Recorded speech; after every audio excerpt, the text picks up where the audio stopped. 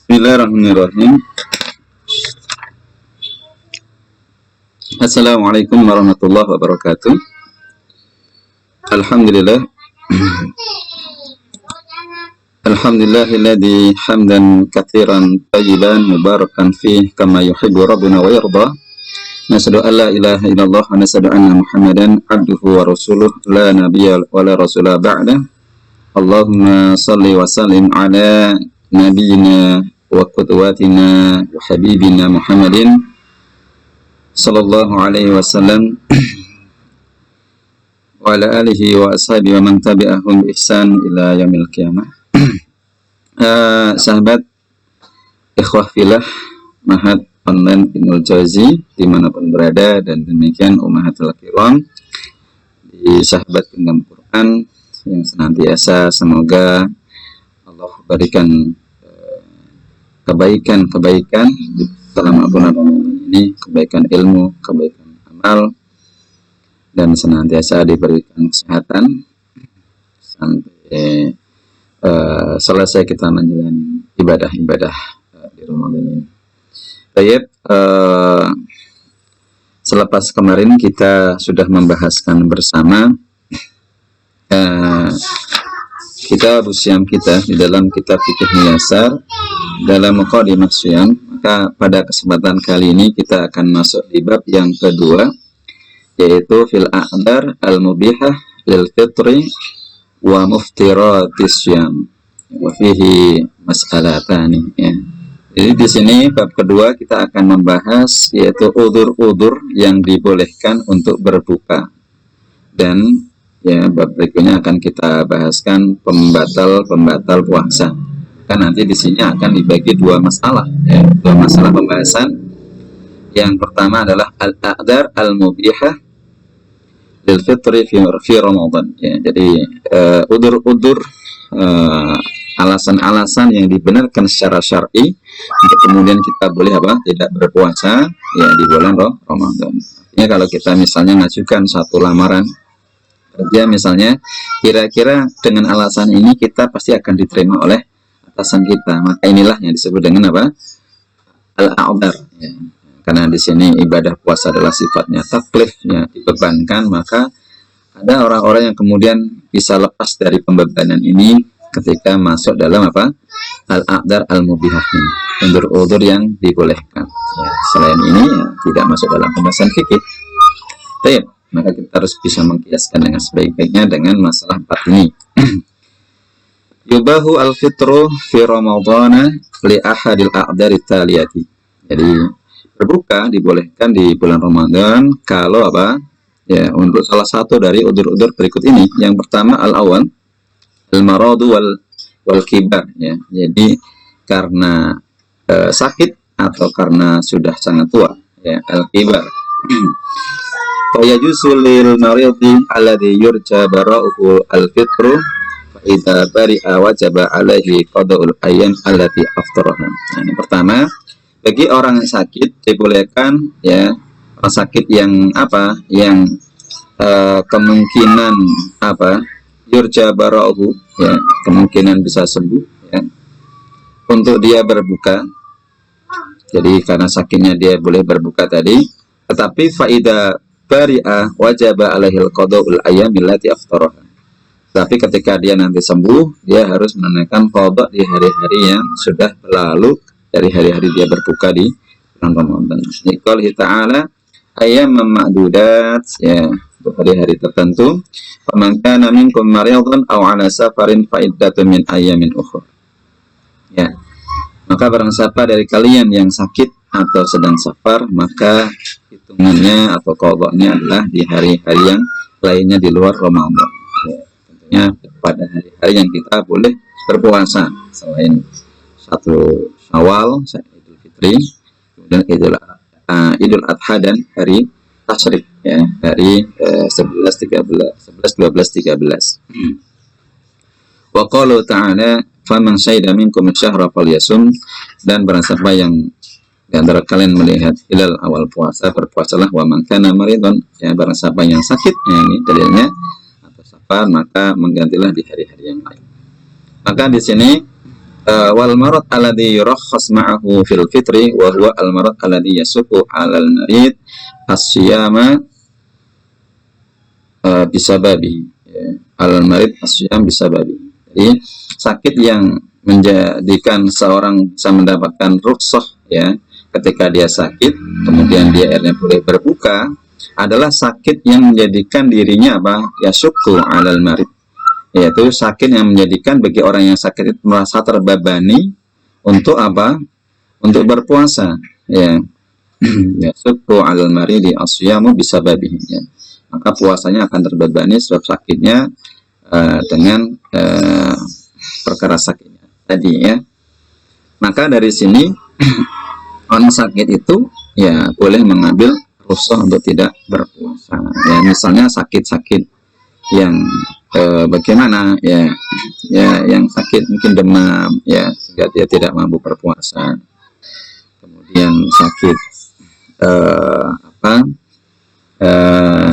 mungkin jantung ya yang kondisinya memang sedang kronis ya, atau sakit-sakit yang lain ya. Adapun amal marid alladzi la yurja bara'uhu, tetapi sakit-sakit yang menetap yang tidak mungkin sembuh ya. Seperti apa? Seperti orang kena kanker ya, atau orang mengalami penyakit yang menetap ya, intinya tidak mungkin sembuh. Apa ya? Ya mungkin kena radiasi nuklir ya, yang kemudian sampai dia tidak bisa apa-apa ya. Atau al-ajiz anisyam adsan mustamiron, atau orang yang lemah karena puasanya, yang faktor kelemahan tadi itu berlaku terus-menerus ya. Seperti apa orang yang lemah? Adalah kal-kabir, orang yang sangat tua renta. Fa innahu yuftir, maka dia boleh apa? Berbuka. Wala yajibu alaihil qada'u, maka qada tidak diwajibkan atasnya. Artinya bagi orang yang tua ya, masuk dalam kategori ajiz ya. Nah, itu al-ajiz ya, maka dia tidak wajib berpuasa dan cukup apa?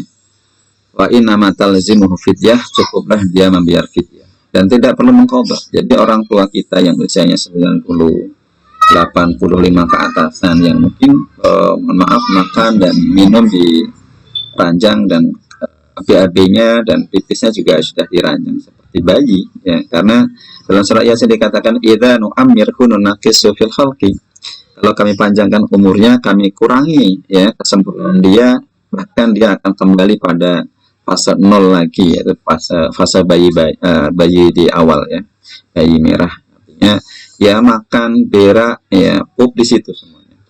Nah, kita akan mengalami situasi seperti itu karena kondisinya akan dikurangi kesempurnaannya. Walaupun seperti itu, yang di atas usia itu kan sangat jarang, tapi fikih itu harus membahaskan secara komprehensif, secara lengkap ya. Walaupun umur umat Muhammad karena akmal ummati hawalai apa sitin wasabin ya 67 wa aqalu man yajuzu min dzalik, dan sedikit sekali yang lewat ya daripada itu. Tapi kalau lewat, nah ini fikihnya sudah harus kita ketahui pembahasannya, khususnya kalau kita jadi anak bisa mengkondisikan orang tua kita untuk tidak perlu apa yang sudah sangat tua renta tadi ya, tidak perlu berpuasa dan tidak perlu mengqadha, cukup membayar fidyah. Apa itu fidyah? Bi an yud'aima an kulli yaumin miskinan, dengan memberikan makan setiap satu hari orang miskin. Li'anna Allah azza wa jalla jalal it'am mu'adilan lisyam hina kana tahyir baina fi awali ma farada asyam fata'ayyana an yakuna badalan anhu indal udri. Maka di sini Allah mengatakan bahasanya penulis kitab menjelaskan bahasanya Allah telah menjadikan memberi makan itu sebagai apa? Pengganti ya, yang senilai dari orang yang apa? Ada kewajiban puasa di awal-awal pemberlakuan syariat wajib puasa. Karena fase awal puasa itu belum sampai apa? At-ta'yin duna tahyir, tetapi masih fasenya di at-tahyir ya. At-tahyir baina siyam wal it'am. Jadi awal-awal puasa itu marhalah pertamanya adalah orang itu boleh memilih antara berpuasa dengan tidak berpuasa, tetapi bagi yang tidak berpuasa itu dia membayar apa? Fidyah makanan. Nah, ma'atafdili asyam khairan lahu. Walaupun demikian katakan ulama,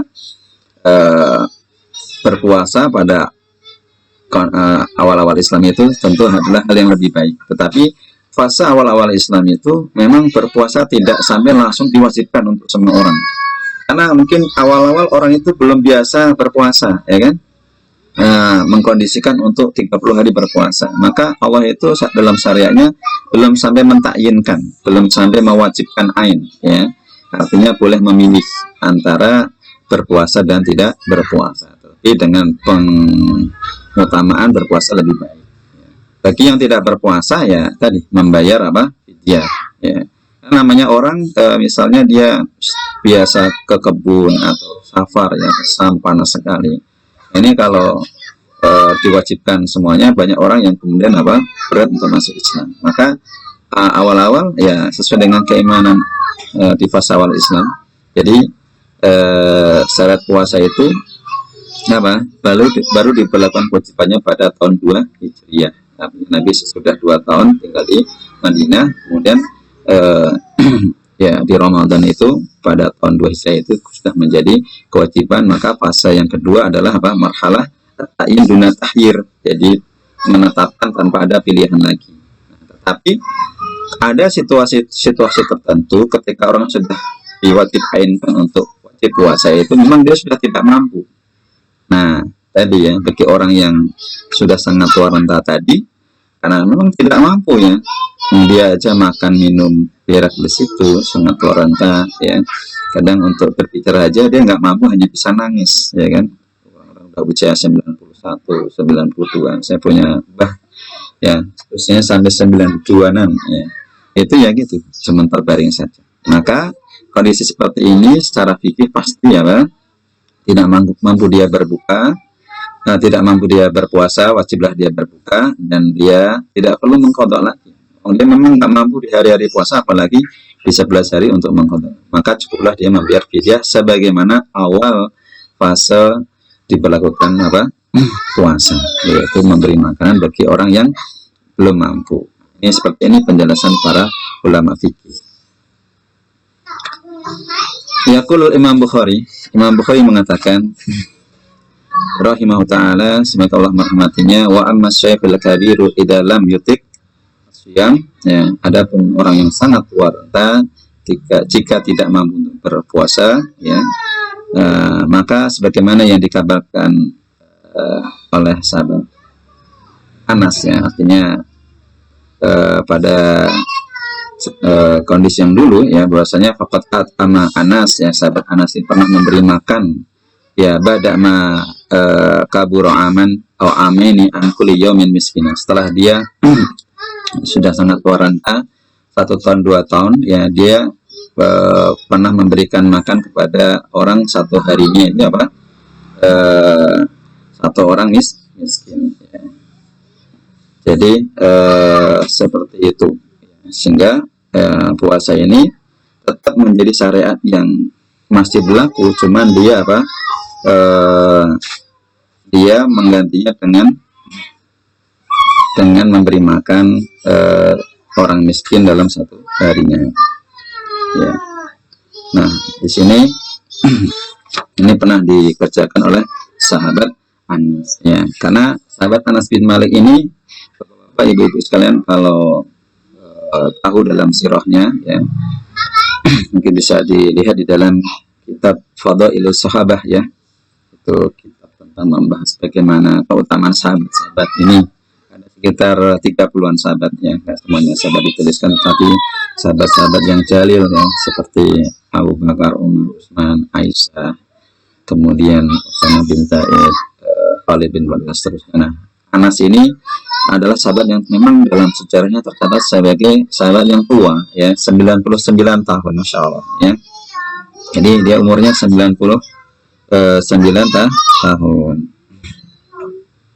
ada yang meriwayatkan dia berumur 103 tahun. Masya Allah ya, 103 tahun ini sangat tua sekali ya. Tapi di sini digambarkan pada masa tuanya itu 1 tahun dan 2 tahun itu ya. Kalau di sini memang disebutkan 103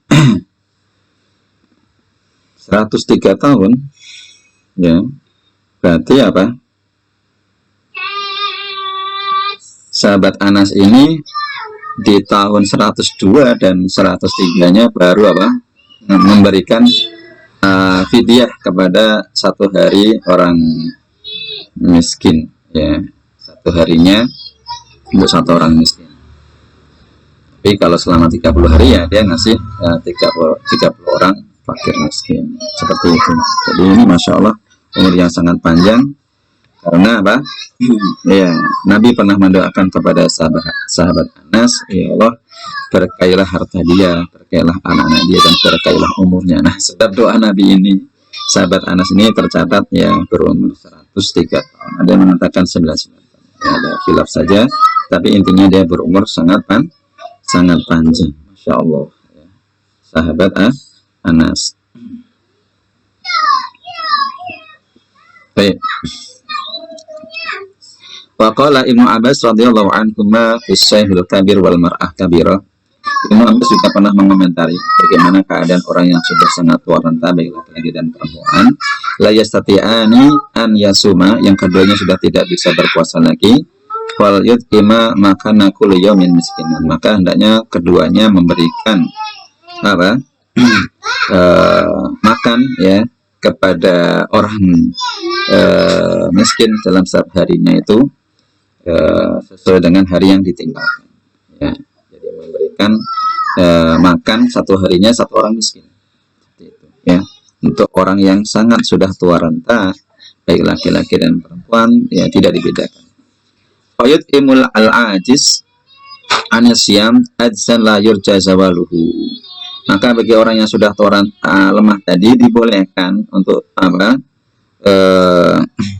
untuk makan ya, ketika memang yang kondisi lemahnya tadi memang tidak bisa hilang ya, bimaradin kana o kabura ya, baik karena sakitnya yang menetap atau tua, an kulli yaumin miskinan. Nah ini ya, tadi kan dikatakan memberi setiap 1 hari 1 orang miskin. Nah berapa ukurannya? Nah di sini diterangkan an kulli yaumin miskinan nisfasa'in min burin ya, jadi setengah sok dari apa, bur ya, gandum al tamrin al arus ya, sesuai dengan makanan pokok al-qut min ahli bilad ya.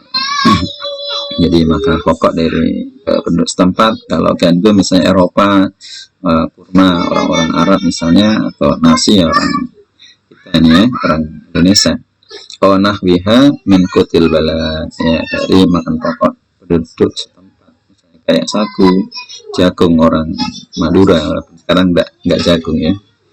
Nah ini intinya yang umum ya, dimakan di produk itu. Wa miqdarusa kilowani warub wa miqdarusa ya kilowani warub pun takriban warubok ya takriban. Jadi ukuran 1 sok itu adalah 2 kilo ditambah 1/4-nya, berarti 2,25. Fayakunu al-it'an an kulli yaumin kilogram wa mi'ah wa khamsata wa isrina jaraman ya, 1,125 gram, artinya 1,125 ya, setengah dari 2,25. Nah ini untuk sok ya, ukuran memberi makan apa, orang miskin. Kalau dikasih lauknya boleh nggak Ustaz? Ini kan tadi apa, makanan pokok berupa misalnya beras tadi ya, setengah sok untuk 1 orang miskin 1,125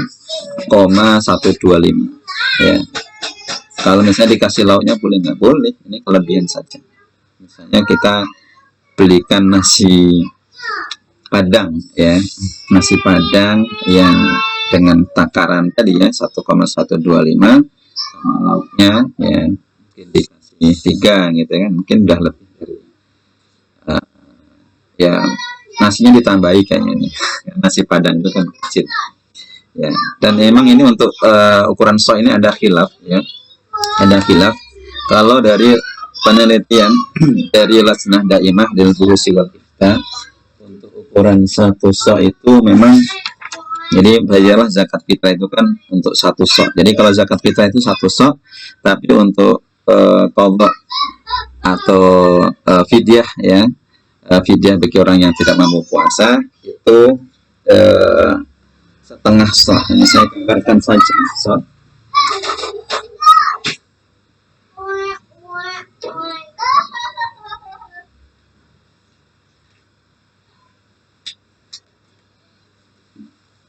Gelasnya ada ya. Jadi jadi ukuran sok itu adalah ukuran takaran ternyata, bukan ukuran timbangan ya. Jadi kalau satu sok itu misalnya ini adalah tempat ya, gelas ya, tapi agak gedean ya. Nah ini satu sok itu ya takaran yang kemudian barangnya itu diisikan ya, itu namanya takaran. Jadi sampai sepenuh ukuran satu sok itu kemudian apa itu adalah apa diisikan penuh. Tetapi karena tadi ya ukuran untuk membayar fidyah adalah setengah sok, berarti separuhnya ya, separuhnya. Iya apa ukuran sok. Nah sok ini ternyata yang diikut adalah soknya Nabi. Nah, ternyata dari perhitungan soknya Nabi ini ada khilaf ya, baik dari pejabat Saudi sendiri yang menghitungnya. Kalau dari fatwa Lajnah Daimah lil Furusi wal Ifta yang diikut oleh Syekh bin Baz, menghitungnya 3 kilo ya, 3 kilo berarti kalau separuhnya 1,5 kilo. Nah kalau yang dari penelitian saya Utsaimin, dia bersama timnya meneliti dengan sangat detail ya, itu adalah 2,04 kg, berarti 1,02 kg untuk setengah soknya untuk memberikan orang miskin dalam satu hari ya. Nah kalau dari penelitian Syekh Albani itu 2 kg ya. Artinya di sini kalau orang Indonesia biasanya ngasih 2,5 untuk beras zakat fitrah itu kan, maka kita kasihkan nilai dari setengah 2,5 kilo, berarti 1,25-nya. Nah, memang di sini ada khilaf. Nah, tapi kalau di kitab Fiqh Nusar ini ditulis adalah satu sok itu 2,25. Ya. Nanti kalau dalam penelitiannya Syekh Wahbah Azwali ya, yang bermadzhab Syafi'in, saya jelaskan juga itu satu sok dalam penelitian Syekh Wahbah Azwali dalam kitab Al-Fiqh wa Adilatuhu ya, beliau menghitung dalam pandangan mazhab Syafi'i, Maliki dan Hambali itu 2,75 ya. Adapun Hanafi 3,8 kilo. Berarti kalau tadi ya Maliki, Syafi'i dan Hambali ini beliau ngitungnya 2,75. Tapi kalau di Hambali tadi kan ada beda-beda ya.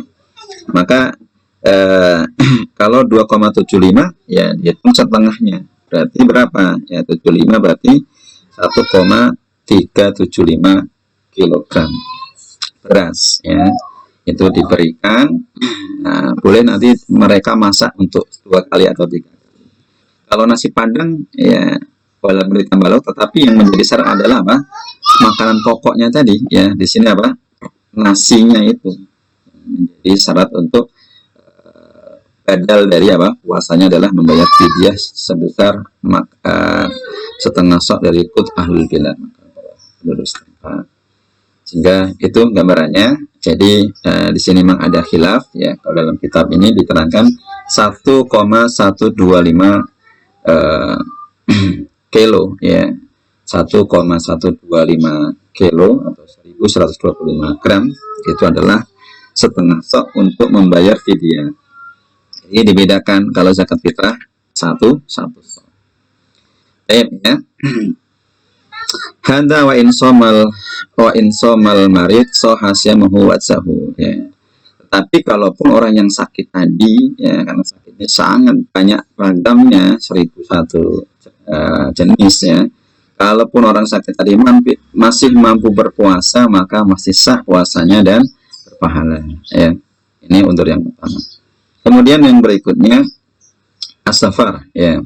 Fayubahu lil musafiri al-fitru fi Ramadan, untuk musafir dibolehkan apa? Berbuka, tidak puasa di bulan Ramadan. Wa yajibu alaihi qada, dan qada adalah menjadi kewajiban untuknya. Liqaul ta'ala faman kana minkum maridan aw ala safarin, ini ya dalilnya faidatun min ayat. Orang musafir qadanya dalil. Demikian dalil yang berikutnya ini sama ya dengan orang sakit tadi. Karena udurnya kan masuk yang mubih, dalilnya ada. Waliqalihi sallallahu alaihi wasallam liman sa'alahu anis siyam fi safar, ya, berdasarkan hadis Nabi untuk orang yang liman sa'alahu anis siyam fi safar, ya, orang yang mereka bertanya tentang masalah puasa di waktu safar perjalanan, ini mengatakan insita fasum, jika kalian ingin maka berpuasalah, wa insita faftir, jika kalian ingin maka berbuka. Artinya safar itu nanti dilihat dari takalufnya ya, masyakoh ya, apa masyakoh yang terjadi di perjalanan. Kalau perjalanannya darat ya kan, perjalanannya panas dan sebagainya, tentu ini berbeda dengan naik pesawat, naik mobil ya. Nah, Nabi pada saya itu kharaja ila Makkah shaiman fi Ramadan. Nabi itu keluar dari Mekah, kharaja ila Makkah. Oh ya, Nabi keluar dari Madinah ke Makkah dalam keadaan berpuasa di bulan Ramadan. Falamma balagal Qadid, ketika sampai ke Al-Qadid, tanah yang luas ya, yang memungkinkan dia singgah. Al-Qadid ini tanah yang datar dan luas. Aftara fa aftaran nas ya. Kemudian Nabi itu berbuka ya, walaupun saya itu sedang berpuasa, maka manusia sahabat-sahabat kemudian berbuka. Hadis riwayat siapa ini? Bukhari ya, sahih. Riwayat Bukhari.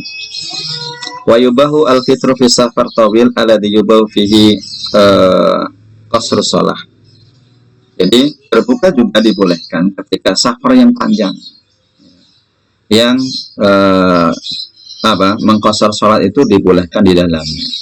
Artinya standarisasi kita boleh berbuka atau tidak berpuasa di hari Ramadan adalah untuk safar yang sesuai dengan ukuran bolehnya apa? Qasar dalam sholat, meringkas sholat. Wa huwa mayuqaddiru bisamaniyatin wa arba'ina milan ay hawala 8 kilometron. Ukurannya sekitar 48 mil atau ya sekitar 80 km. Ini dalam madzhab Hambali 80 km, kalau dalam madzhab Syafi'i adalah 85 km. Bisa merujuk pada Kifayatul Ahyar atau Mutamat Fikih Syafi'i karya Profesor Dr. Muhammad Az-Zuhaili, adiknya Bapak Az-Zuhaili. Nah, di sini berarti untuk dasar boleh tidak berpuasa ya, di hari Ramadan pada saat itu kita harus safar, adalah safar yang memang lama ya, yang membolehkan kita qasar sholat, atau dalam riwayat lain Nabi membahasakan perjalanan yang selama 1 hari 1 malam, perjalanan darat. Nah, perjalanan darat pada saat itu ada yang menghitung 80 atau 85 ya, dalam madzhab 80, dalam madzhab Syafi'i 85. Nah, artinya ketika sudah masuk itu ya kita baru apa? Atau misalnya perjalanan, kalau zaman dulu kan orang sering pulang pergi, maka tahu kira-kira itu adalah sehari semalam atau jauhnya segitu. Atau kalau sekarang langsung pakai Google Map ya kan. Termasuk juga gimana Ustaz kalau naik, apakah hadis ini berlaku dengan naik pesawat atau naik mobil? Kalau naik mobil mungkin masih kerasa ya, karena capek, kita nggak bisa berdiri, harus duduk terus. Kalau naik pesawat kan 80 km mungkin hanya ditempuh 1/4 jam atau 1 jam ada, ya kan? Apakah ini berlaku? Ya. Maka ya tadi ya, insita fasum wa insita faftir. Jika kalian ingin berpuasa boleh. Jika kalian melihat ini memang sudah dibolehkan qasar sholat, kemudian untuk berbuka, ini sudah tidak dihitung berdosa, karena dibenarkan alasan safar ini sebagai alasan itu apa? Tidak berpuasa di hari Ramadan. Jadi ukurannya adalah jarak senilai qasar sholat ya, untuk boleh apa? Berbuka. Kemudian Wasafar al-mubih lil fitri fi Ramadan wa huwa as-safar al-mubah. Dan kategori kita dibolehkan untuk berbuka ya, untuk tidak puasa ketika safar di Ramadan adalah safar yang ternilai safar mubah. Karena safar ini ada dua, safar mubah dan safar maksiat. Ya. Jadi kalau safarnya itu mubah ya kita boleh untuk apa? Berbuka. Ya, tidak puasa. Wa in kana safar maksiyah, adapun jika safar maksiat ya, misalnya orang tertentu ingin ke Jakarta ya dari daerah tertentu yang untuk ya, kerjaannya nyuri, begal dan sebagainya, nah ini nggak boleh karena safarnya itu untuk maksiat. Dengan kita safar kayaknya lemes nih, udah kita buka aja biar kita kuat fisiknya untuk eksekusi begalnya atau pencuriannya itu. Nah ini nggak boleh karena safarnya maksiat. Oh ya, yang dinilai safar terkategori nggak boleh adalah safar yuradu bihi at-tahayul al-fitr, yaitu safar yang memaksudkan untuk tujuan apa? Tahayul, yaitu tahayul itu adalah semacam siasat ya untuk berbuka. Lam yubih lahu al-fitr bihada safar. Ini tidak diperkenankan untuk berbuka pada proses safar seperti ini. Ini maksudnya tahayulnya adalah kita bersiasat ya, bahwasanya jarak untuk safar yang boleh untuk berbuka kan tadi berapa?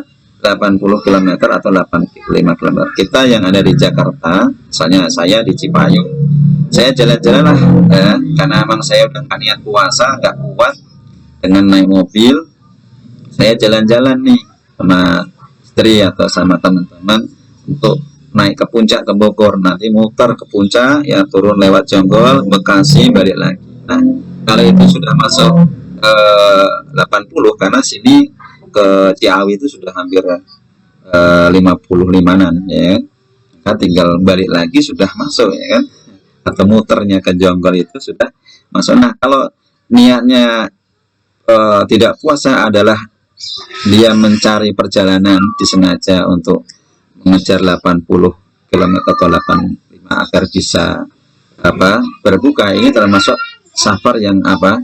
Yuradu bihi at-tahayul. Jadi bersiasat untuk niatkan safar agar dia bisa berbuka karena safarnya sudah apa? Memenuhi jarak 80 atau 85 km. Ini termasuk tidak dimulai. Nah, ini nggak boleh. Misalnya orang Aceh ke bandar ke Sumatera, ke Palembang ya, sudah masuk 80, padahal dia nggak ada acara ya, tapi karena ingin jalan-jalan dan ingin berbuka ya, ingin berbuka tadi niatnya, maka safar seperti ini termasuk safar yang tahayul, yang bersiasat. Ini nggak boleh ya. Atau orang dari Solo ke Jogja ya, kalau mau masuk 80 km misalnya, termasuk safar yang tahayul, safar yuradu bihi tahayul, untuk mencarinya untuk menjadikan siasat agar dia bisa tidak berpuasa karena sudah memenuhi jarak safarnya tadi, safar untuk qasar sholat ya, boleh berbuka.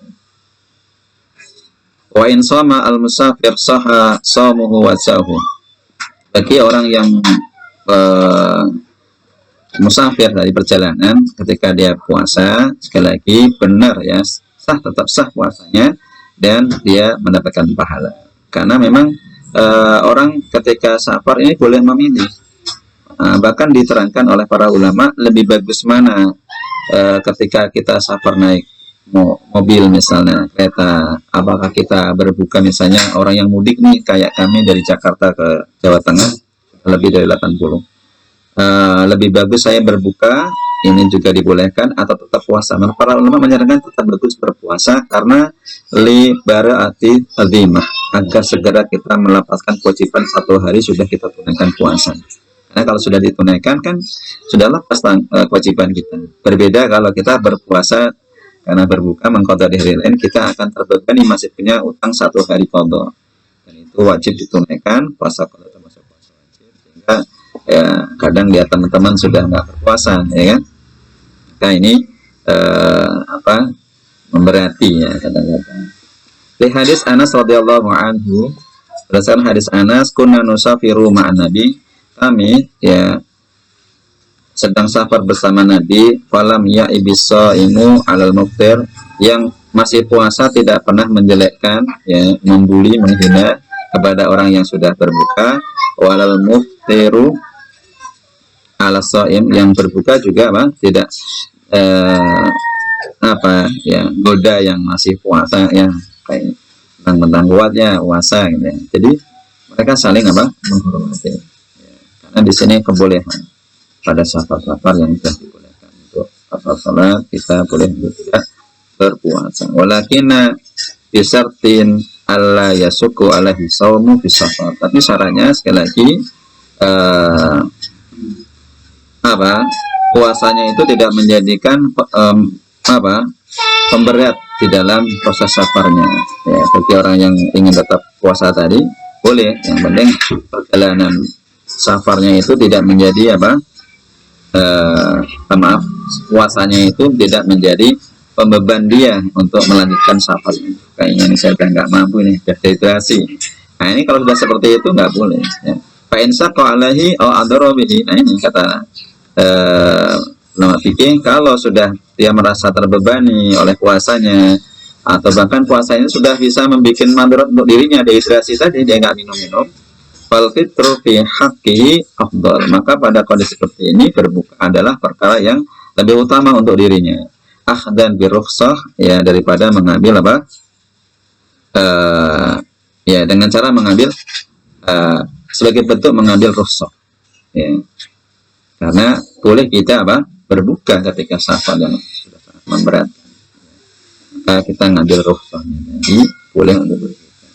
Li'anna Nabi sallallahu alaihi wasallam ra'a fi safari rajulan sha'iman qad dullila alaihi min siddatil har.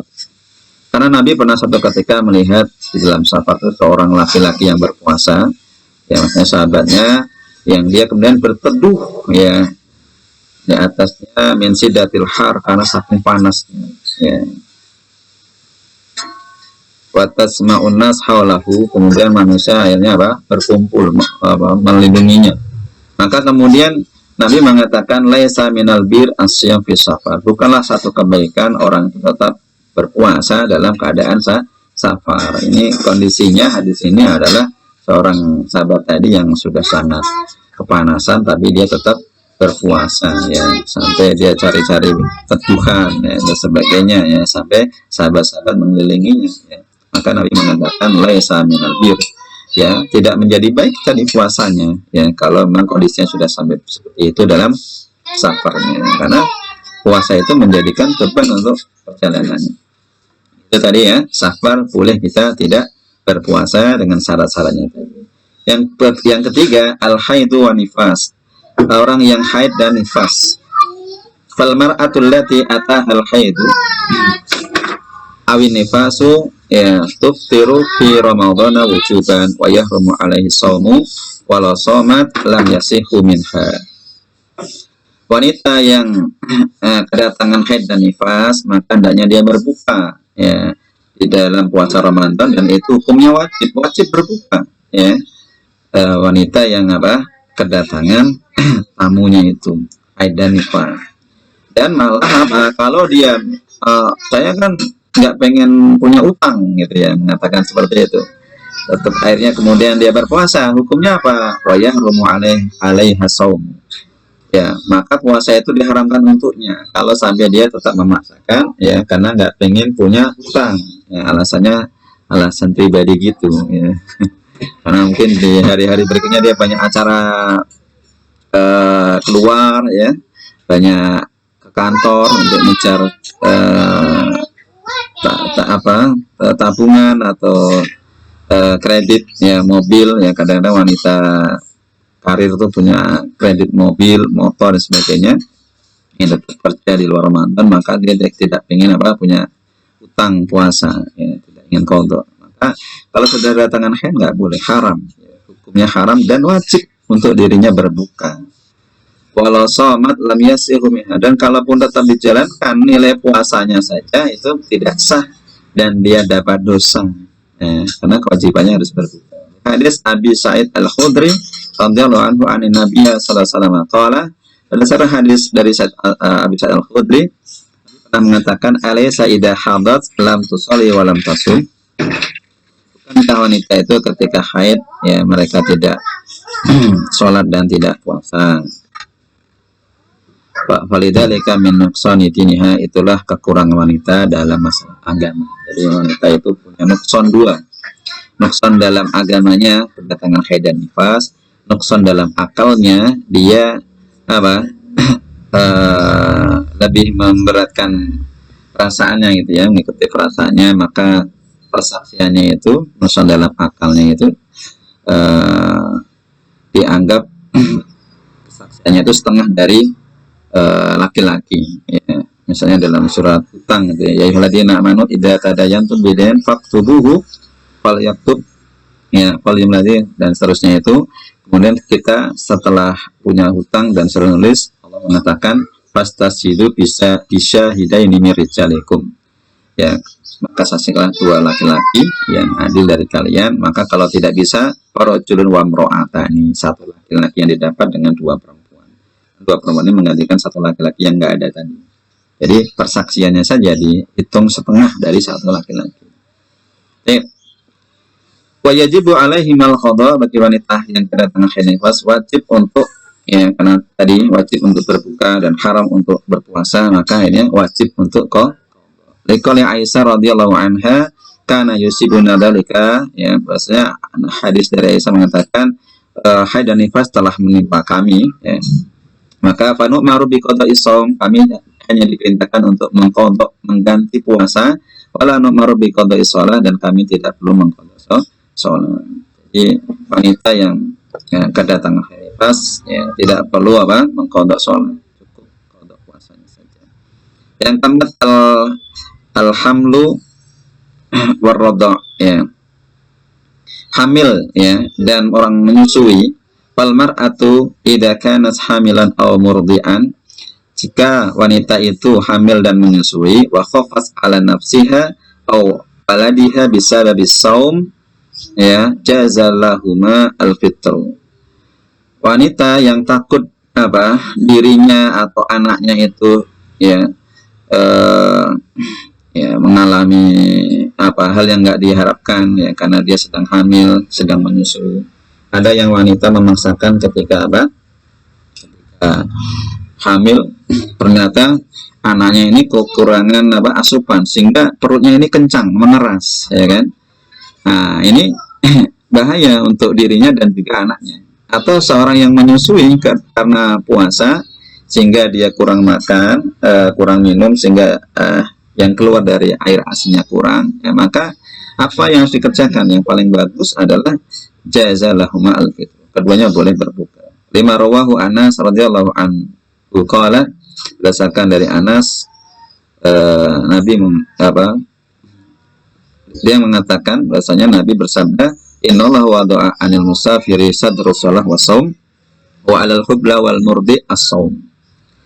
Allah telah menetapkan untuk orang yang musafir ya untuk meringkas salatnya dan mengqadha puasanya, dan bagi orang yang hamil dan orang menyusui adalah untuk mengqadha puasanya, artinya tidak wajib puasa ya.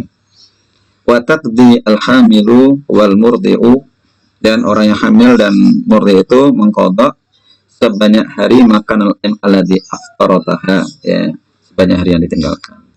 Annalika in khafata ala nafsihima, ini terjadi kalau mereka khawatir atas kondisi mereka. Wa in khafatal hamil ma'adalika ala janiniha, dan juga bagi orang yang hamil ya khawatir akan janinnya. Awil murdi ala rodi'eha, atau orang yang menyusui untuk anak yang disusui, baik itu anak kandung atau anak yang disusukan kepada dirinya. Maka at-amat ma'al qadha, maka hendaknya dia tidak puasa, tetapi dia mengqadha an kulli yaumin miskinan ya. Ya. Ini dikabarkan orang wanita yang memang dia selama 11 bulan pun tidak sempat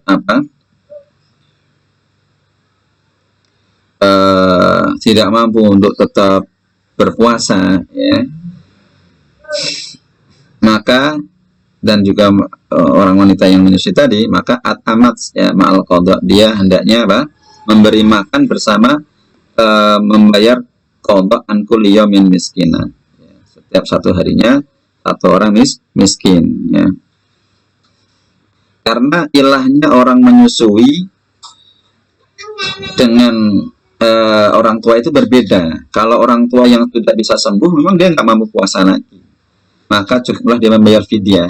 Tapi kalau wanita yang menyusui dan wanita yang hamil, maka apa? Dia tetap apa? Tetap membayar, tetap mengqadha hari yang ditinggalkan, tetapi dia juga harus apa?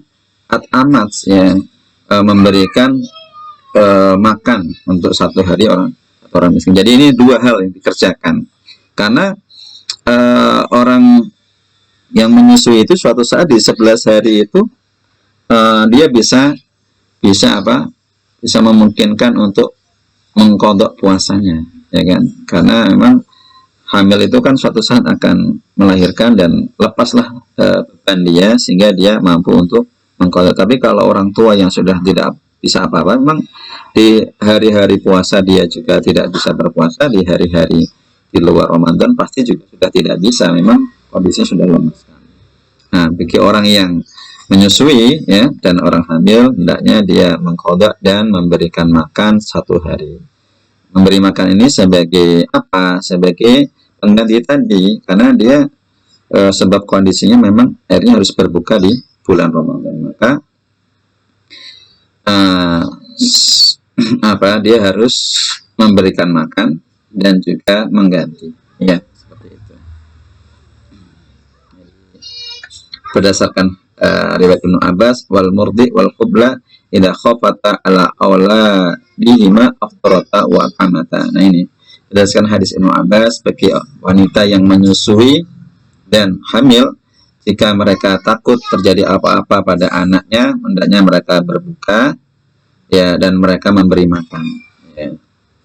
Fa talakhasa min dzalika anal asbab al mubihah lil fitri arba'ah. Maka dari sini jelaslah ada 4 sebab yang dibolehkan kita berbuka, yaitu safar, marad, ya, safar perjalanan, marad sakit, wal haid wa nifas, kedatangan haid dan nifas, wal khauf minal halak kama fil hamil wal murdi.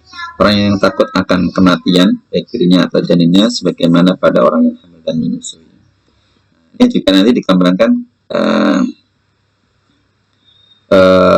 bagi orang yang sedang tenggelam, ya, terarus air, maka daripada dia meninggal, boleh dia untuk apa? Berbuka dengan cara minum airnya tadi, agar dia mampu berenang, karena arus air begitu kuat. Atau ada orang yang tenggelam, ya, jaraknya hampir 100 meter, maka kalau dia puasa, ya, dia akan kehabisan tenaga dan tidak mungkin sampai sana, atau sudah sampai sana tidak mampu menarik sampai apa? Tapi pantai, ya, malah dia mungkin tenggelam. Maka, ya, dalam kondisi seperti itu dia apa? Dengan dasar al-khauf minal halak, takut karena akan terjadi kematian untuk dirinya atau orang lain, itu boleh dia berbuka. Jadi perkara al-hamil wal murdi ini sangat luas nanti pembahasannya pada poin ilahnya di takut pada kematian, ya.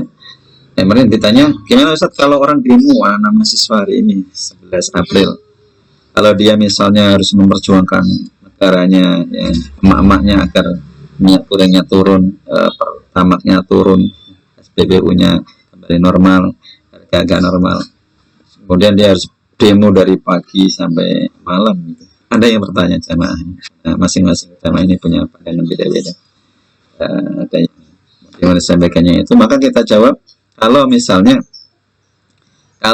dia mahasiswa Bandung datang ke Jakarta, sudah jelas safarnya itu apa? Ya, memenuhi syarat, ya, boleh berbuka satu. Kalau misalnya dia dari mahasiswa sekitar Jakarta, ya, dan sekitarnya, ya dilihat, ya, kalau misalnya di situ memang istilahnya apa namanya, ya, kondisinya sangat haus dan hampir pingsan, ya sudah, ya, bolehlah dia membatalkan. Tetapi ini sangat perlu apa? Seriusan, ya, karena kategori adalah kematian itu kita yang paling tahu batasannya. Ya. Kalau orang tenggelam itu kan jelas. Kalau orang demo malah bisa. Mungkin ini saja. Barakallahu fiikum. Assalamualaikum warahmatullahi wabarakatuh.